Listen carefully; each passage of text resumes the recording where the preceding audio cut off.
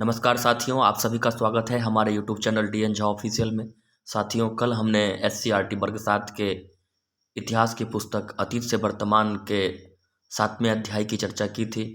बहुत सारे बिंदुओं को हमने देखा था और जो शेष बिंदु है भक्ति आंदोलन के संदर्भ में, उसकी चर्चा हम आज करने जा रहे हैं। आप सब अंत तक हमारे इस सेशन को देखें। निश्चित रूप से बिहार शिक्षक भर्ती, सक्षमता परीक्षा एवं अन्य सभी प्रतियोगी परीक्षाओं के लिए महत्वपूर्ण सेशन रहेगा ये, और आपको बहुत सारे प्रश्न यहाँ से एग्जाम में मिलेंगे। तो आइए देखते हैं आज के जो हमारा टॉपिक है उसको। शंकराचार्य भक्ति के साथ दर्शन का मेल। भक्ति काल में ही महान दार्शनिक शंकराचार्य का जन्म केरल में 8वीं सदी के उत्तरार्ध में हुआ। इन्होंने बताया कि हर जीव में परमात्मा का वास है, एकमात्र सत्य परमेश्वर ब्रह्म है, बाकी सारा संसार झूठ है। शंकराचार्य ने संसार को झूठ, माया मानकर और ब्रह्म को सत्य मानकर मोक्ष प्राप्त करने के लिए ज्ञान मार्ग को अपनाने का उपदेश दिया। उन्होंने अपने दार्शनिक विचारों को संपूर्ण भारत में प्रतिष्ठित किया एवं चारों दिशाओं में मठ की स्थापना की एवं संपूर्ण भारत में सांस्कृतिक एकता स्थापित करने का प्रयास किया। शंकराचार्य ने ईश्वर के प्रति भक्ति के लिए अद्वैतवाद के सिद्धांत का प्रतिपादन किया। इनके दर्शन का मूल है सिर्फ ब्रह्म ही सत्य है, बाकी सारा संसार झूठा है, इसका कोई अस्तित्व नहीं है। इन्होंने ईश्वर ब्रह्म को सर्वशक्तिमान बताया तथा जीव में ईश्वर के वास को बताया। बिना ईश्वर के जीव का अस्तित्व ही समाप्त हो जाएगा। तो साथियों, शंकराचार्य के बारे में यहाँ चर्चा किया गया है। उसको भारतीय हिंदू धर्म को पुनर्जीवित करने का श्रेय इन्हें प्राप्त है। इनका जन्म 8वीं शताब्दी में केरल में हुआ था। इनका जो मुख्य सिद्धांत था वो था अद्वैतवाद, और उनके अनुसार सिर्फ ब्रह्म ही सत्य है, बाद बाकी पूरी संसार माया है अर्थात झूठा है। इस पर इन्होंने बल दिया। इन्होंने 4 दिशाओं में धार्मिक एकता स्थापित करने के लिए 4 मठ की स्थापना की। इनके 4 मठ का यहाँ आप देख सकते हैं वर्णन। यहाँ से प्रश्न बनते रहते हैं। तो शंकराचार्य द्वारा स्थापित चारों मठ जो है, उत्तर में है बद्रिकाश्रम, ये उत्तराखंड में है। दक्षिण में श्रृंगेरी मठ है तमिलनाडु में। पूरब में पुरी मठ है उड़ीसा में। पश्चिम में द्वारिका मठ है गुजरात में। ये 4 मठ है जो शंकराचार्य जी के द्वारा स्थापित किए गए हैं। आगे बढ़ते हैं साथियों। रामानुज। शंकराचार्य के दर्शन में कुछ विशेषताओं को जोड़ते हुए रामानुज ने ईश्वर को परमात्मा, दया एवं अनुकंपा का स्रोत माना। इन्होंने समाज के दलित वर्ग को भी ईश्वरीय आराधना के द्वारा भक्ति का संदेश दिया। इन्होंने मोक्ष प्राप्त करने का उपाय विष्णु के प्रति अनन्य भक्ति में देखा। रामानुज ने भक्ति की जो नई धारा प्रवाहित किया, उसने आगे चलकर उत्तर भारत में व्यापक रूप ग्रहण किया। अर्थात शंकराचार्य का जो अद्वैतवाद था उनमें उन्होंने कुछ नई नई चीज़ें जोड़कर, और उन्होंने ये कहा कि परमात्मा दया एवं अनुकंपा का स्रोत है। उन्होंने ईश्वर को दया एवं अनुकंपा का स्रोत माना। उन्होंने दलित वर्ग को भी ईश्वरीय आराधना के द्वारा भक्ति का संदेश दिया। उन्होंने जो समाज के निम्न वर्ग के लोग थे उन्हें भी भक्ति से जोड़ने का प्रयास किया, और विष्णु के प्रति वो अनन्य भक्ति रखते थे, और इनके द्वारा समाज में नई धारा प्रवाहित किया गया जो उत्तर भारत में काफ़ी व्यापक हुआ। आगे बढ़ते हैं साथियों। वासवन्ना का वीर शैववाद। 12वीं सदी के मध्य में वासवन्ना के नेतृत्व में दक्षिण भारत में वीर शैव आंदोलन शुरू हुआ, जिसमें तमिल भक्ति आंदोलन एवं मूर्ति पूजा मंदिर के विरुद्ध प्रतिक्रिया दिखाई देती है। इन्होंने ब्राह्मणवादी विचारधारा के विरुद्ध, निम्न जातियों एवं नारी के प्रति समतावादी विचार प्रस्तुत किया। इन्होंने कर्मकांड एवं मूर्ति पूजा का भी विरोध किया। वासवन्ना है जिन्होंने वीर शैववाद का मत दिया, और 12वीं शताब्दी में इनका जो क्षेत्र था वो तमिल क्षेत्र में इनका भक्ति आंदोलन चलता था, और उन्होंने मूर्ति पूजा का भी विरोध किया। मंदिर के विरुद्ध भी उन्होंने प्रतिक्रिया दी, और जो ब्राह्मणवादी विचारधारा थी जिसमें निम्न जातियों के लोगों एवं औरतों के प्रति समतावादी विचार नहीं था, उन्होंने समतावादी दृष्टिकोण पर बल दिया। कर्मकांडों, मूर्ति पूजा आदि का उन्होंने विरोध किया। तो साथियों याद रखेंगे, वासवन्ना ये केरल वाले क्षेत्र में इनका भक्ति आंदोलन शुरू हुआ, और उन्होंने जो अपनी ब्राह्मणवादी विचारधारा के विरुद्ध अपनी समतावादी विचार को प्रस्तुत करने के लिए जाने जाते हैं। आगे बढ़ते हैं साथियों। महाराष्ट्र में भक्ति आंदोलन। रामानुज के विचारों का प्रभाव दक्षिण भारत से महाराष्ट्र तक फैला। महाराष्ट्र की वैष्णव भक्ति की धारा में 13वीं सदी के नामदेव से 17वीं सदी के तुकाराम तक भक्तों की एक समृद्ध परंपरा देखने को मिलती है। इन्होंने ईश्वर के प्रति श्रद्धा, भक्ति एवं प्रेम के सिद्धांत को लोकप्रिय बनाया। इन संतों ने धार्मिक आडंबर, मूर्ति पूजा, तीर्थ उपासना एवं कर्मकांडों का खंडन किया। इन्होंने ऊंच नीच के भेदभाव का भी विरोध किया तथा अपने अनुयायियों में सभी जाति के लोगों, महिला एवं मुसलमानों को शामिल किया। महाराष्ट्र में भक्ति आंदोलन में बहुत सारे संत हुए। मुख्य रूप से यहाँ पर आप देख सकते हैं कि नामदेव से शुरू होता है और फिर तुकाराम 17वीं शताब्दी में। ये सब इन बहुत सारे संतों की श्रृंखला है। इन लोगों ने समतावादी विचार को इन लोगों ने भी अपनाया। आडंबर जो था, मूर्ति पूजा, तीर्थ उपासना, कर्मकांड, इन सब का उन्होंने खंडन किया और समाज में ऊंच नीच का भेदभाव जो था उसे मिटाने का प्रयास किया। और अपने इस धार्मिक आंदोलन में सभी जाति धर्मों और महिलाओं को भी उन्होंने शामिल किया। महाराष्ट्र के संतों ने भक्ति की यह परंपरा पंढरपुर में विट्ठल स्वामी, विष्णु का एक रूप जो कृष्ण के रूप में पूजा जाता था, को जन जन के ईश्वर एवं आराध्य के रूप में स्थापित किया। इनकी रचनाओं को अभंग कहते हैं। इन भक्ति संतों की रचनाओं में सामाजिक कुरीतियों पर प्रहार किया गया। इन्होंने सभी वर्णों, जातियों, यहाँ तक कि अंत्यजों को भी समान नजरियों से देखा। तो उन्होंने विट्ठल स्वामी जो विष्णु का एक रूप है, जो कृष्ण के रूप में पूजा करते थे ये संत लोग, और जन जन को ईश्वर एवं आराध्य के रूप में स्थापित किया इस विट्ठल स्वामी को, यानी सभी लोगों के आराध्य के रूप में उनकी स्थापना की, उनकी पूजा की। इनकी जो रचना हुई उसमें भी जो है न सभी सामाजिक कुरीतियों पर प्रहार किया गया और इनकी रचनाओं को अभंग कहा जाता है। अभंग महाराष्ट्र में जो भक्ति काल के संत के द्वारा जो रचनाएं की गई उसे अभंग कहा गया। याद रखिएगा साथियों। महाराष्ट्र के भक्ति गीत भक्ति संतों के नाम दिए हुए हैं।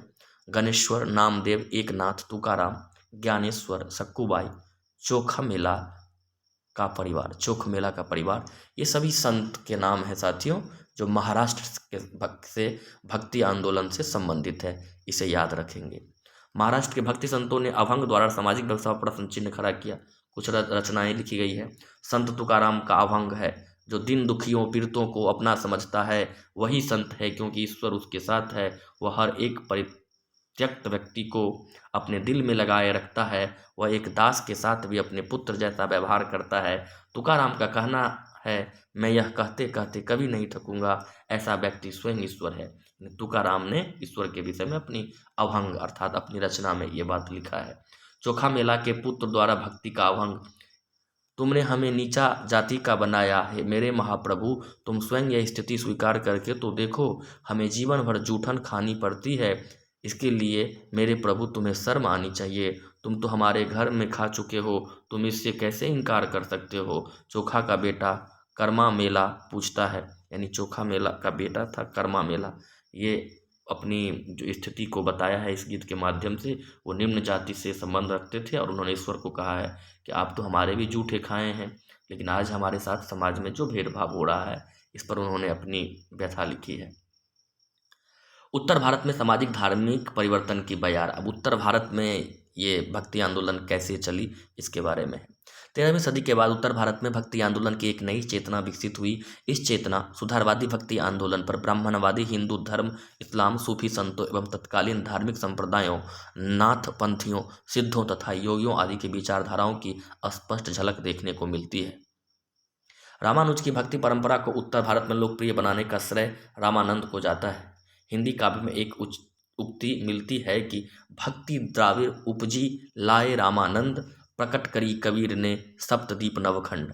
अर्थात उत्तर भारत और दक्षिण भारत में पहले ये भक्ति आंदोलन, पश्चिमी भारत में भी पहले ये भक्ति आंदोलन हो चुका था, और वहाँ से उत्तर भारत में लाने का जो रामानुज, जो दक्षिण भारत के संत हुए, उनकी विचारधारा को उत्तर भारत में लाने वाले जो महान संत थे, उनका नाम रामानंद था।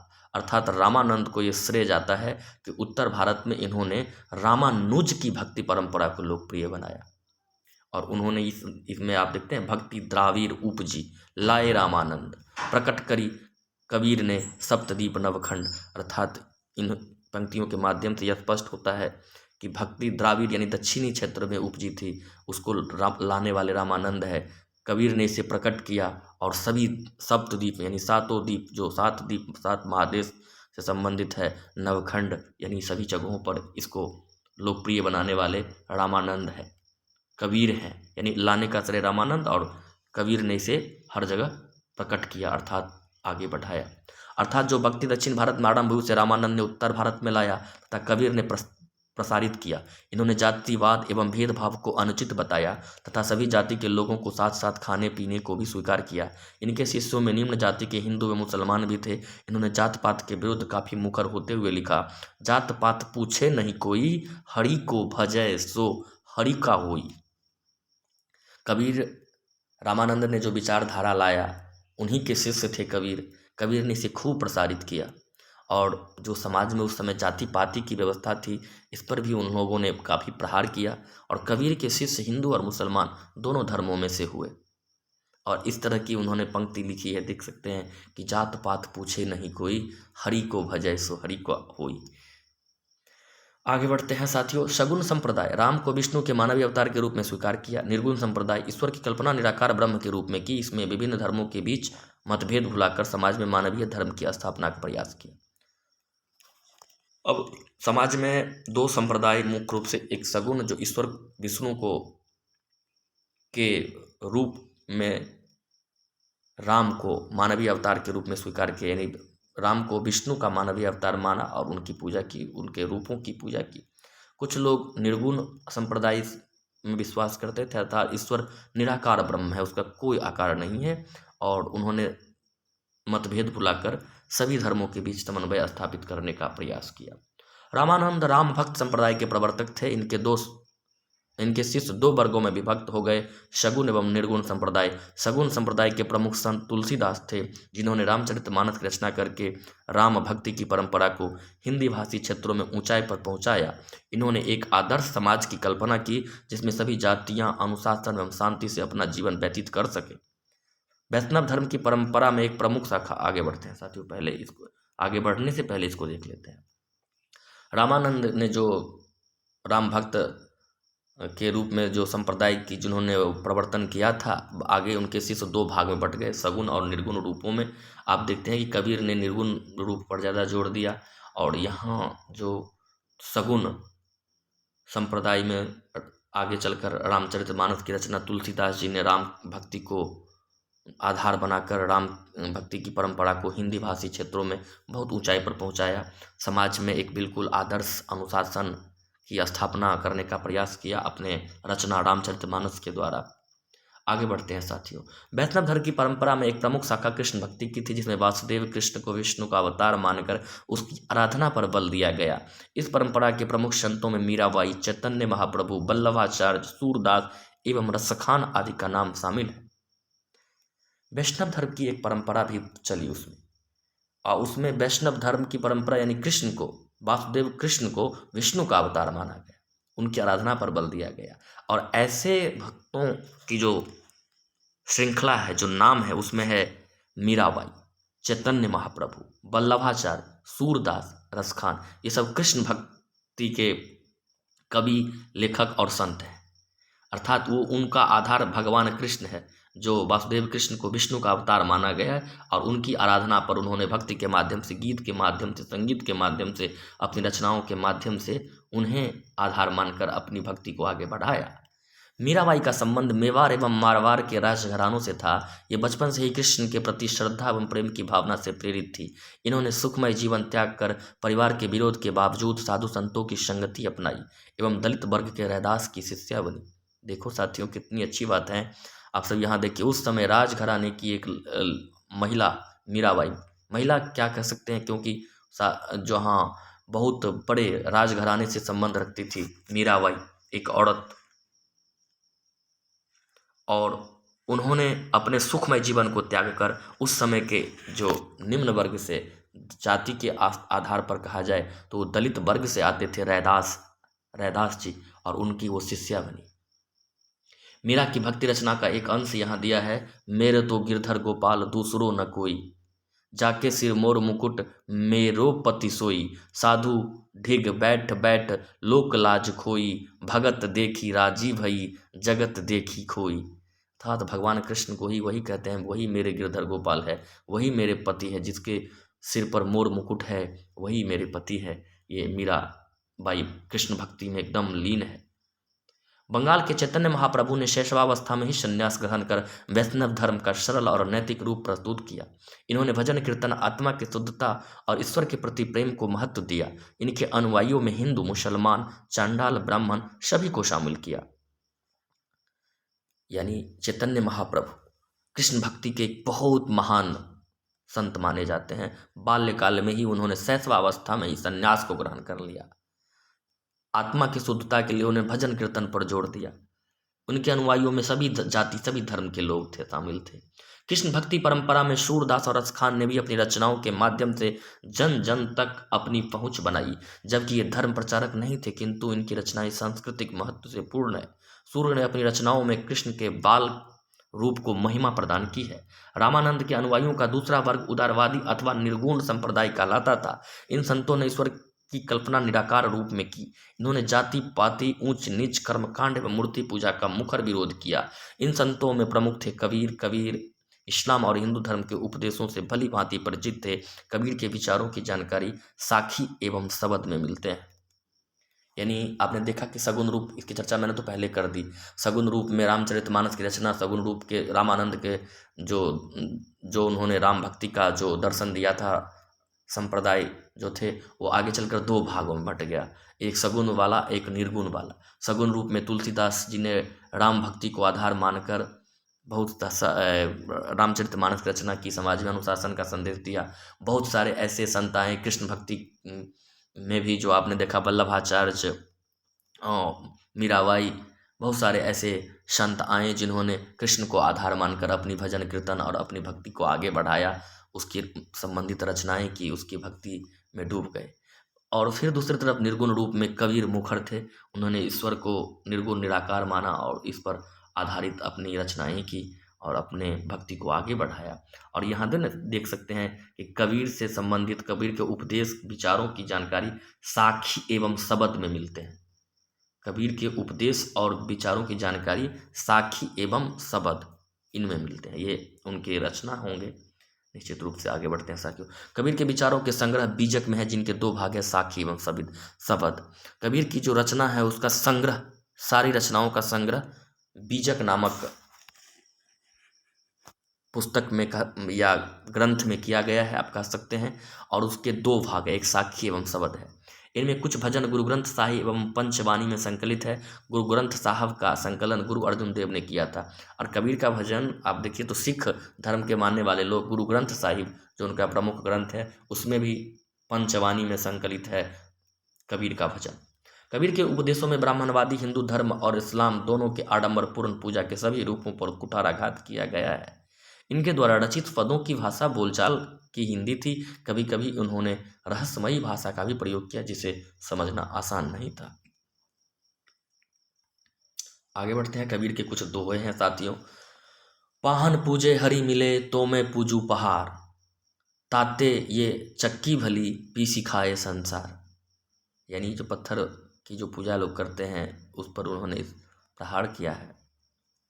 कहा कि पत्थर को पूज कर अगर भगवान मिलेंगे तो मैं पहाड़ को ही पूजूं।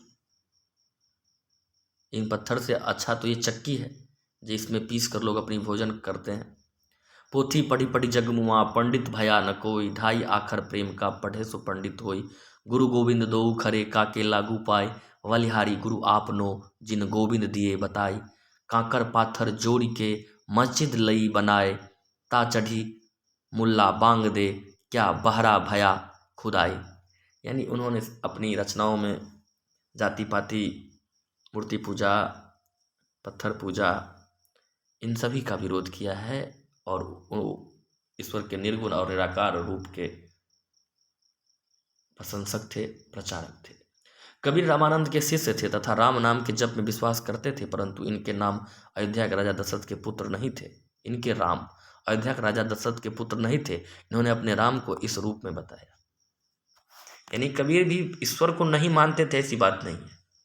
वो निर्गुण रूप को मानते थे। और क्योंकि उनके वो भी शिष्य रामानंद के ही शिष्य थे, मैंने पहले ही बताया था कि रामानंद के ही शिष्य थे कबीर, और उनका राम अलग था। दशरथ के गृह ब्रह्म न जन्मे, ईछल माया किन्हा। ये दशरथ पुत्र राम को विष्णु का अवतार भी नहीं मानते थे। चारि भुजा के भजन में भूल परा संसार, कबीरा तुमरे ताहि को जाकी भुजा अपार। ये सारी बातें उन्होंने लिखी हैं। कबीर के समकालीन गुरु नानक ने भी, अब गुरु नानक के बारे में है, कबीर के समकालीन गुरु नानक ने भी अन्य भक्ति संतों की तरह ही सामाजिक धार्मिक कुरीतियों का विरोध किया। इन्होंने इस्लाम और हिंदू धर्म दोनों की शिक्षाओं को ग्रहण किया। उन्होंने सर्वशक्तिमान ईश्वर की आराधना का संदेश दिया। इन्होंने आपसी सहयोग एवं अंतर्जातीय विवाह पर भी बल दिया। इनके उपदेश आदि ग्रंथ में संकलित है। इनके अनुयायी सिख धर्मावलंबी कहलाए। यानी गुरु नानक ने दोनों धर्मों के मेलजोल पर बल दिया और सर्वशक्तिमान ईश्वर की आराधना का संदेश दिया, अंतर्जातीय विवाह पर भी बल दिया। और इनका उपदेश सिख धर्म से संबंधित जो ग्रंथ है वो आदि ग्रंथ साहिब है, आदि ग्रंथ इसमें संकलित है। और इस आदि ग्रंथ साहिब को मानने वाले अर्थात गुरु नानक के विचारों को मानने वाले सिख धर्मावलंबी कहलाए। संत दरिया साहब का है, यहाँ पर देख सकते हैं। जब भारतीय स्तर पर सांस्कृतिक मेलजोल की परंपरा कमजोर हो रही थी, उसी समय क्षेत्रीय स्तर पर धार्मिक सामंजस्य की परंपरा प्रबल हुई, जिसे बिहार में दरिया पंथ के उदय के रूप में देखा जा सकता है। दरिया पंथ के प्रवर्तक दरिया साहब को उनके अनुयायियों द्वारा कबीर का अवतार भी माना जाता है। यह कबीर की तरह ही एक समन्वयवादी चिंतक थे। दरिया साहब का संबंध बिहार से है। वो भी कबीर की तरह एक समन्वय स्थापित करना चाहते थे और समन्वयवादी चिंतक थे। दरिया साहब के विचारों में एक ईश्वरवादी भावना थी। इनके अनुसार ईश्वर सर्वव्यापी है तथा वेद और कुरान दोनों में ही इसका प्रकाश है। ईश्वर को दरिया साहब ने निर्गुण और निराकार माना। इन्होंने अवतार पूजा का खंडन किया। उन्होंने केवल प्रेम, भक्ति और ज्ञान को ही मोक्ष प्राप्ति का साधन माना। इनके अनुसार प्रेम के बिना भक्ति संभव नहीं है और भक्ति के बिना ज्ञान अधूरा है। उनका कहना है कि ईश्वर के प्रति प्रेम पाप से बचाता है और ईश्वर की अनुभूति में सहायक होता है। इनके अनुसार ज्ञान पुस्तकों में नहीं बल्कि चेतना में निहित है, जबकि विश्वास ईश्वर की इच्छा के प्रति समर्पण मात्र है। दरिया साहब ने जाति प्रथा, छुआछूत आदि का विरोध किया। इनके विचारों पर इस्लाम का एवं व्यावहारिक पहलुओं पर निर्गुण भक्ति का प्रभाव दिखाई देता है। इनके अनुयायियों में दलित वर्ग की संख्या ज़्यादा थी, अर्थात इन्होंने सामाजिक जो कुरीति थी उस समय उस पर भी प्रहार किया, समन्वयवादी विचारधारा को आगे बढ़ाया। मूर्ति पूजा आदि का इन्होंने भी कबीर की तरह विरोध किया। दरिया साहब के विचार बिहार के पश्चिमी हिस्से जो आज के आरा, बक्सर, रोहतास, भभुआ जिले हैं काफ़ी लोकप्रिय हुआ। इन्होंने शाहाबाद के इलाके में मठ की भी स्थापना की। इनका प्रभाव वाराणसी तक था। दरिया साहब के उपदेशों का कुछ अंश है। एक ब्रह्म सकल घटवासी, वेदा कितेवा दुनो परनासी। ब्रह्म विष्णु महेश्वर देवा, सभा मिली करहिन ज्योति के सेवा। तीन लोक से बाहरे सो सदगुरु का देश, तीर्थ वस्त भक्ति बिनु फीका, तथा पहरी पाखंड पथल का पूजा। यानी वही इनका भी विचारधारा कबीर से मिलता जुलता, और वो जो विचारधारा थे जिसमें मूर्ति पूजा और ये सब थे उन्होंने भी विरोध किया। दरिया साहब ने संबंध बिहार से हैं, इतना याद रखिएगा साथियों। आगे बढ़ते हैं। सूफीवाद। मिलीजुली संस्कृति का सर्वाधिक प्रभाव सूफीवाद के विकास में देखने को मिलता है। भक्ति संतों और सूफियों में काफ़ी समानताएं थी। दोनों के बीच लगातार वैचारिक आदान प्रदान होते रहे। सूफी रहस्यवादी संत थे जिन्होंने बाहरी आडंबर को अस्वीकार करके ईश्वर के प्रति प्रेम एवं भक्ति तथा मनुष्यों के प्रति दया भाव दिखाने पर बल दिया। यानी सूफी संत इस्लाम धर्म में जो सुधार करने वाले, उसमें जैसे अभी तक आपने देखा कि हिंदू धर्म में जो कमियां थी उसको ढूंढ कर निकालने वाले, उसको सरल करने वाले, ये सब भक्ति संत थे, हिंदू भक्ति संत। अब इस्लाम धर्म में भी जो कमियां थी उसको ठीक करने वाले जो संत थे वो सब सूफी संत थे। और जिस विचारधारा का इन्होंने प्रचार किया वो सूफीवाद कहलाया। और इन्होंने भी मानव के प्रति दया भाव, प्रत्येक भक्ति, मनुष्य में प्रेम, भक्ति, दया भाव, इस पर उन्होंने भी बल दिया। बाहरी आडंबर पर उन्होंने भी कुठाराघात किया। रहस्यवाद वह भावना है जो मानव को ईश्वर संबंधी रहस्यों को जानने के लिए प्रेरित करती है। सूफीवाद एक ऐसा प्रयास है जिसके तहत व्यक्ति संत अपने अंदर अल्लाह की उपस्थिति को महसूस करता है और बिना किसी भेदभाव के ईश्वर की समस्त रचना से प्रेम करता है। यानी उसमें कट्टरता नहीं है, जो भी है वो सब ईश्वर की रचना है और सभी चीज़ों से वो प्रेम करते हैं। इन्होंने इस्लाम में मूर्ति पूजा को अस्वीकार करके ईश्वरवाद यानी सिर्फ अल्लाह के प्रति समर्पण का दृढ़ता से प्रचार किया। इस्लाम में शरीयत, धार्मिक कानून, नमाज को प्रधानता दी, जबकि सूफी ईश्वर के साथ किसी की परवाह किए बगैर उसी तरह जुड़े रहना चाहते जैसे प्रेमी अपनी प्रेमिका से। अल्लाह की आराधना में मस्त सूफी संत गीतों की रचना करके गाया करते थे। ये पीर या औलिया गुरु की देखरेख में क्षमा, गाना, जिक्र, नाम चिंतन आदि करते थे। वैसे तो सूफीवाद के विकास के कई किस्से हैं, लेकिन इसकी शुरुआत मध्य एशिया से मानी जाती है। यहाँ के सूफी संतों में गजाली, रूमी, सादी एवं राबिया आदि का नाम उल्लेखनीय है। मध्य एशिया से सूफी की शुरुआत मानी जाती है। भारत में सबसे पहले सूफी खनकाह की स्थापना का श्रेय सोहरावर्दी सिलसिले के संत बहाउद्दीन जकरिया को है। सोहरावर्दी उपवास एवं आत्मदमन में विश्वास नहीं करते थे। इन्होंने धन एवं राजनीति से कोई परहेज नहीं था। इन संतों ने राजकीय सहयोग से सुखमय जीवन व्यतीत किया एवं धर्मांतरण को बढ़ावा दिया। सूफी संतों में पहला जो था वो सोहरावर्दी संप्रदाय सिलसिला था। संप्रदाय को सिलसिला कहा जाता है। उसमें सोहरावर्दी सिलसिला प्रथम सूफी यानी भारत में पहले सूफी खनकाह की स्थापना का श्रेय सोहरावर्दी संप्रदाय को है, सिलसिले को है, और इसके संस्थापक बहाउद्दीन जकरिया थे। ये लोग आत्मदमन में विश्वास नहीं करते थे। मौज मस्ती में और सुख के साधनों में भी वो लोग मस्त रहते थे, उससे नकारते नहीं थे। खनकाह क्या होता है? सूफी संतों द्वारा जहाँ इस्लाम एवं रहस्यवादी चिंतन की शिक्षा प्रदान की जाती थी। इनमें सभी वर्ग के लोग शिक्षा ग्रहण करते थे। गुरु को पीर एवं शिष्य को मुरीद कहा जाता था। खनकाह वह स्थान होता था, यानी गुरुकुल जिसको आप कहते हैं इधर, जहाँ शिक्षा दीक्षा होता है। तो खनकाह सूफी संतों द्वारा इस्लाम के रहस्यवादी चिंतन की शिक्षा जहाँ प्रदान की जाती थी, उसी स्थान को खनकाह कहा जाता था। और खनकाह में सभी धर्म, सभी तरह के लोग रहते थे, वर्ग के लोग रहते थे।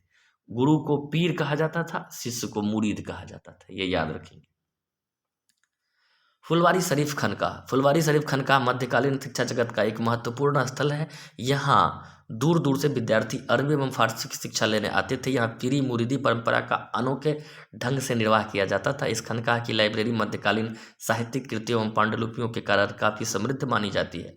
इस लाइब्रेरी की खासियत यह है कि यहाँ मुगल बादशाह औरंगजेब द्वारा लिखित कुरान की प्रति सुरक्षित है। इसी खनकाह में अरबी एवं फारसी भाषाओं की जानकारी प्राप्त करने राजा राम मोहन राय आए थे। यानी फुलवारी शरीफ है खनकाह, जो बहुत महत्वपूर्ण स्थल है मध्यकालीन शिक्षा का, और दूर दूर से भी जो शिष्य यहाँ आते थे शिक्षा लेने के लिए फारसी अरबी का। और यहाँ जो राजा राम मोहन राय थे, फारसी भाषा की जानकारी मिरातुल अखबार वो चलाते थे। और राजा राम मोहन राय कई भाषाओं के जानकार थे, जिसे आधुनिक भारत का पिता कहा जाता है। आगे आप पढ़ेंगे तो वो भी इस जो फुलवारी शरीफ का जो खनकाह था वहाँ पर आए थे फारसी भाषा की जानकारी प्राप्त करने के लिए। इस खनकाह की लाइब्रेरी लगभग 400 वर्ष पुरानी है। इसमें लगभग 4000 पांडुलिपियाँ सुरक्षित है। इस लाइब्रेरी में चीनी मिट्टी पर कुरान की आयतें लिखी हुई है। यहाँ लगभग 20,000 इस्लामी एवं फारसी साहित्य पर पुस्तकें उपलब्ध है। यह खनकाह आज भी इस्लामी शिक्षा का प्रमुख केंद्र है। आज भी यहाँ देश विदेश के शोधार्थी आते रहते हैं। भारत का सबसे लोकप्रिय सिलसिला चिश्ती है, जिसकी स्थापना अजमेर शरीफ में ख्वाजा मोइनुद्दीन चिश्ती के द्वारा की गई थी। मोइनुद्दीन के शिष्यों में राजस्थान के हमीदुद्दीन नागौरी, दिल्ली के बख्तियार काकी, ख्वाजा निजामुद्दीन औलिया, पंजाब में बाबा फरीद एवं गुलबर्ग के बंदा नवाज गेसुदराज का काफ़ी सम्मान था। चिश्ती सिलसिले को लोकप्रिय बनाने का श्रेय निजामुद्दीन औलिया को जाता है। भारत में आपने देखा कि पहला जो खनकाह की स्थापना करने वाले और पहला जो सिलसिला था वो था सोहरावर्दी सिलसिला। अब दूसरा जो लोकप्रिय सबसे लोकप्रिय सिलसिला कौन था? तो चिश्ती सिलसिला था, और इसकी स्थापना अजमेर शरीफ में ख्वाजा मोइनुद्दीन चिश्ती के द्वारा की गई थी। यहाँ से प्रश्न बनते रहते हैं। और मोइनुद्दीन के जो शिष्य सब हैं इनका नाम आपने देखा, फिर एक बार देख लीजिए। हमीदुद्दीन नागौरी, दिल्ली के बख्तियार काकी, ख्वाजा निजामुद्दीन औलिया, पंजाब में बाबा फरीद, गुलबर्ग के बंदा नवाज, गेसुदराज, इन सब का नाम महत्वपूर्ण है, इसे याद रखिएगा साथियों। चिश्ती संत सोहरावर्दी संतों के विपरीत सादगी, निर्धनता एवं एकांतवासी में विश्वास करते थे। इन्होंने राज्य के सहयोग एवं सुख सुविधा की कोई आवश्यकता नहीं थी। इन्होंने धर्मांतरण में कोई रुचि नहीं ली। इसके दरवाजे पर सभी वर्ग के लोगों के लिए खुले रहते थे। इनके दरवाजे सभी धर्म के लोगों के लिए खुले रहते थे। चिश्ती संत कठोर तप में विश्वास करते थे। सोहरावर्दी संप्रदाय जो था, सिलसिला था, वो राजा से संरक्षण लेते थे, भोग विलास इत्यादि में विश्वास करते थे। लेकिन इसके विपरीत जो चिश्ती संत था और चिश्ती सिलसिला था, उसमें बहुत निर्धनता, सादगी, एकांतवासी, इन चीज़ों को ऐसे संत अपनाते थे। राजा का भी वो संरक्षण नहीं लेते थे। जो धर्मांतरण वाली बात थी, इसमें भी वो दिलचस्पी नहीं लेते थे। सभी धर्म के लोग इस सिलसिले में शामिल होते थे, चिश्ती सिलसिला। आगे चलकर भारत में कई सिलसिले की स्थापना हुई, जिसमें कादरी, नक्शबंदी, सुत्तारी एवं बिहार में फिरदौसी का विशेष महत्व है। बिहार में फिरदौसी सिलसिले के संतों में हजरत मखदूम, शराफुद्दीन, यहिया मनेरी का विशेष महत्व है। कई सिलसिला हुआ बिहार के संबंध में, आप याद रखेंगे फिरदौसी सिलसिला, और उसके जो महत्वपूर्ण संत है हजरत मखदूम, शराफुद्दीन मनेरी का विशेष महत्व है। यहाँ देखिए मखदूम यहिया मनेरी की दरगाह है। हजरत मखदूम, शरफुद्दीन, यहिया मनेरी। भारत में मिली जुली संस्कृति की जो पवित्र धारा सूफी संतों ने बहाई, उसका आज भी विशेष महत्व है। इस संस्कृति को बिहार में मजबूत करने का कार्य मनेरी साहब ने किया। उन्होंने संकीर्ण विचारधारा का न केवल विरोध बल्कि जाति पाति एवं धार्मिक कट्टरता की जगह समन्वयवादी संस्कृति के निर्माण का सक्रिय प्रयास किया। इनके प्रयास से फिरदौसी सिलसिले को बिहार में काफ़ी लोकप्रियता मिली। मनेरी साहब ने मनेर से सुनार तक, बांग्लादेश तक यात्रा की एवं ज्ञानार्जन किया। इसके बाद यह राजगीर एवं बिहार शरीफ में तपस्या एवं धर्म प्रचार में लीन रहे। फारसी भाषा में उनके पत्रों के 2 संकलन, मकतूबात सदी एवं मकतूबात 2 सदी प्रमुख है।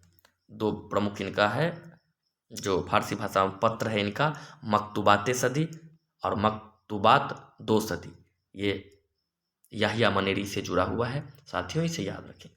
इनकी कुछ प्रमुख हिंदी रचनाओं के अंश यहाँ दिए हुए हैं, आप सभी से पढ़ सकते हैं, महत्वपूर्ण नहीं है। बिहार शरीफ में मनेरी साहब का बिहार शरीफ में दरगाह है, मजार है। इनके बगल में उनकी माँ रजिया का मजार है। बीबी रजिया सूफी संत पीर जगजीत की बेटी थी, कुछ ऐसा नाम लिखा हुआ है, यहाँ कटा हुआ है। साथियों, आगे बढ़ते हैं। अब यहाँ रहिए, अब हम आ गए अपने आज के इस प्रश्न पर, महत्वपूर्ण प्रश्नों की श्रृंखला, जो अब तक आपने पार्ट 1 और पार्ट 2 में चैप्टर के सभी बिंदुओं को समझा, एक एक बिंदुओं की चर्चा की गई, कोई ऐसा पॉइंट नहीं था जिसकी हमने चर्चा नहीं की। समय तो लग रहा होगा, लेकिन ये परफेक्ट है। इसे आप सुनते हैं तो न सिर्फ आपको फैक्ट मिलते हैं, बल्कि वो कुछ ऐसी बातें भी आपको हमें सीखने को मिलती है जो देश, समाज, संस्कृति, इस सब को मतलब समन्वय बनाने के लिए वाली सोच भी हमें विकसित करने में हमारी मदद करती है। बिल्कुल। तो अब साथियों, प्रश्न की तरफ बढ़ लेते हैं। सिंध विजय किसने की? मोहम्मद बिन कासिम ने। महमूद गजनी के साथ कौन सा विद्वान भारत आया था? अलबरूनी। हो सकता है साथियों, अगर मैंने इसमें फर्स्ट पार्ट में डिस्कशन किया था तो मोहम्मद गोरी बोल दिया हो कहीं, ऐसा लग रहा है मुझे। अलबरूनी मोहम्मद गजनी के समय भारत आया था, मोहम्मद गोरी के समय नहीं। तो अगर कहीं ऐसा फर्स्ट पार्ट के वीडियो में हुआ हो तो आप इसे करेक्ट कर लीजिएगा साथियों। भारत में कुर्ता पैजामा का प्रचलन किनके आगमन से शुरू हुआ था? मुसलमानों के आगमन से।